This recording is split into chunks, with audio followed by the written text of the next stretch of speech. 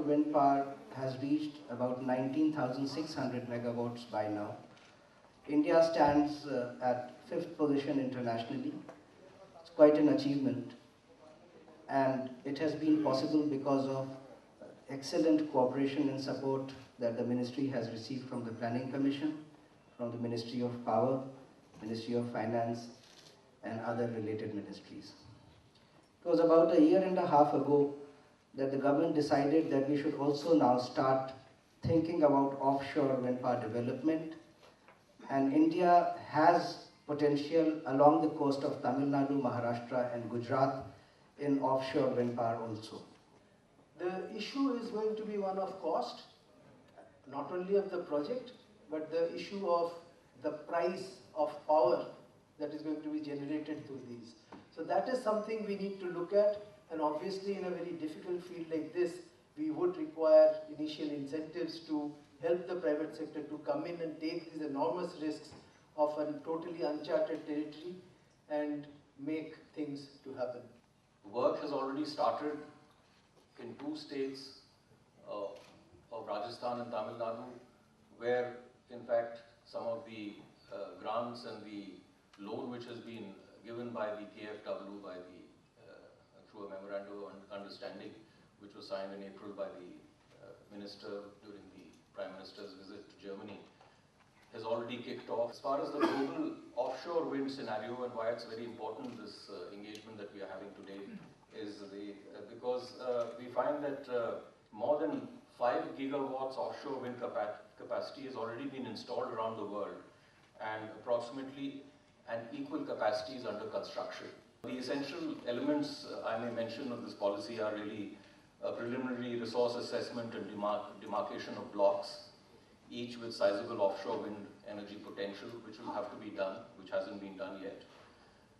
There will also have to be very focused environmental impact assessment studies on these areas where these offshore wind farms will come up, especially in the context of its impacts on fishing and on navigation, on undersea mining, and other uses to which the seabeds can be used.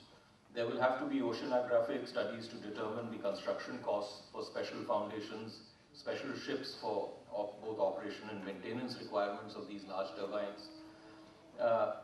We'll also have to, which has been attempted here, we'll have to see that how these offers of blocks through international competitive bidding will have to be done. Something like what is done in the petroleum sector, where blocks are given out for taking gas or oil out of the sea. Something on the same lines might have to be done over here also. We are actually starting at the right time. We're not starting late when the world has really moved forward. We're starting at a good time. Third, it is essential that when we have a policy, we give full freedom to the entrepreneurs to put up their plants and have complete flexibilities, and they find it attractive. Generally, it is expected that the cost of offshore wind is much more than the onshore wind. So, we will have to also come out with a policy framework which takes this differential into account. We can't really say that the same incentives will apply to both. As far as we in the Planning Commission are concerned, we are completely committed to see that renewable energy gets one of the highest priority in moving forward. The important feature of this policy is that we want to provide a single window procedure so that any developer who wants to come can apply at that single window, and then we will help him negotiate through all the clearances from various ministries and agencies.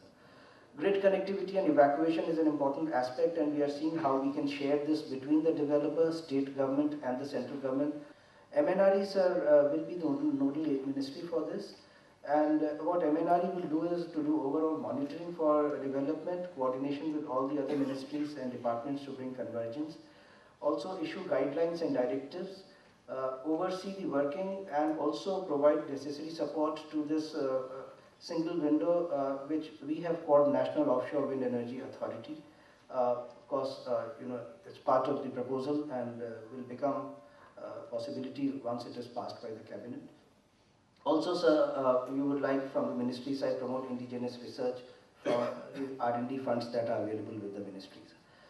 Most of the people who are actively engaged in the industry are believers that those costs can be brought down with the maturation of the new generation of much larger machines, and with the evolving technologies for installation and the supply of an adequate supply of installation vessels, which was never the case before. But the next 4 to 5, 6 years will be a critical time for that industry. It could work out very well for you here in India because that engineering learning and the mistakes, of which there will inevitably be many, will have been made elsewhere, and hopefully you can learn from them and adapt to a situation here where you can bring the costs within a manageable scheme and make it to be a profitable and successful industry here in India, and we would be happy to help in whatever way we can. There is a need to have in parallel detailed studies which cover various aspects of offshore wind power. For instance, resource assessment, the resource mapping, economic assessment. There, as was mentioned earlier, there are estimates that the cost is almost double that of conventional wind power. And today, with the falling prices of PV, how does offshore compete with photovoltaics? Policy and regulation, because it's a complex sector, several ministries are involved, therefore there needs to be a clear-cut policy on how to get the approvals done. And finally, skills and capacity building and long-term roadmap. How much can we achieve? Say if you are looking at a time frame of 2030, in 20 years from now, how much can we realistically expect to add in offshore wind power? Key objectives, as I mentioned, to have offshore potential through LIDAR acquisition and GIS-based wind resource analysis, undertake offshore wind resource mapping and to create cost of energy heat maps, electric power resource characterization and grid assessments. That's where the states become very critical because they are the ones which have to evacuate the power from the nearest hotspots and to have the transmission network in place. And also to enter in, they will be the ones which will be eventually entering into power purchase agreements. The data collection and the availability of the data has to be bankable, and I'm glad that there are at least the standards for resource assessment are developing, though they are not there, and if these are already bankable as we understand in the UK, we need to understand what is the technical basis that is making it bankable, and then that's a very important point, because ultimately these projects would have to be done by the private sector, and they would require financing. The ultimate taste of the pudding would be whether these are really, whether they generate enough profit for the private sector. What is the return that it gives to the private sector? And therefore, the regulators must be, I would say, educated in this area. Offshore, you need the installation vessel, you need to investment into the base harbor, you need to have the local service operation, all those things. So it is very hard for any private sector player to absorb all those costs. Turbine is one thing, you need huge installation cost. So if the project is bigger, and then there's going to be different story.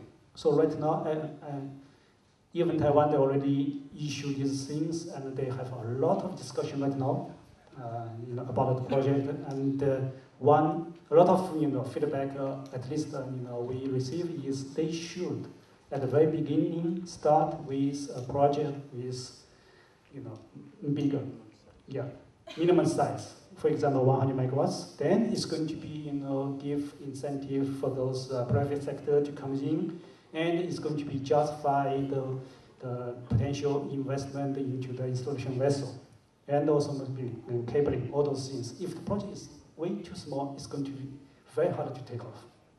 Yeah.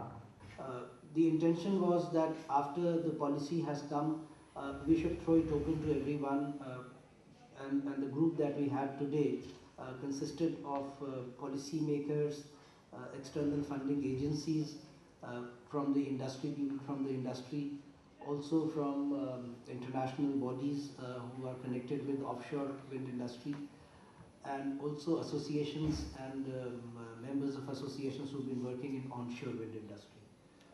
And this diversity, as well as the broad cross section of people who participated, has given us very good suggestions today, which we all noted down.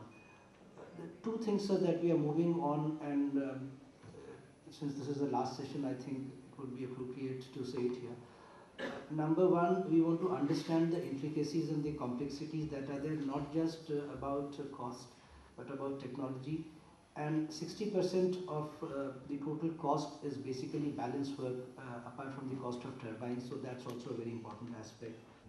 Very important aspects that also has come is technology and manufacturing, and while until and unless there is a fair volume of work that emerges in India, I don't think manufacturing can start in India.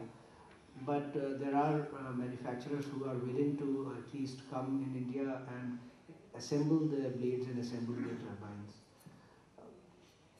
The ecosystem, the first part was, as I said, understanding the complexities and the intricacies. The second part is to prepare an ecosystem and also a roadmap so that at least a couple of good pilot projects could be taken up, which would help us to understand where we need to refine our effort more, and to understand what we need to do, perhaps even tweak our policy in case that is required.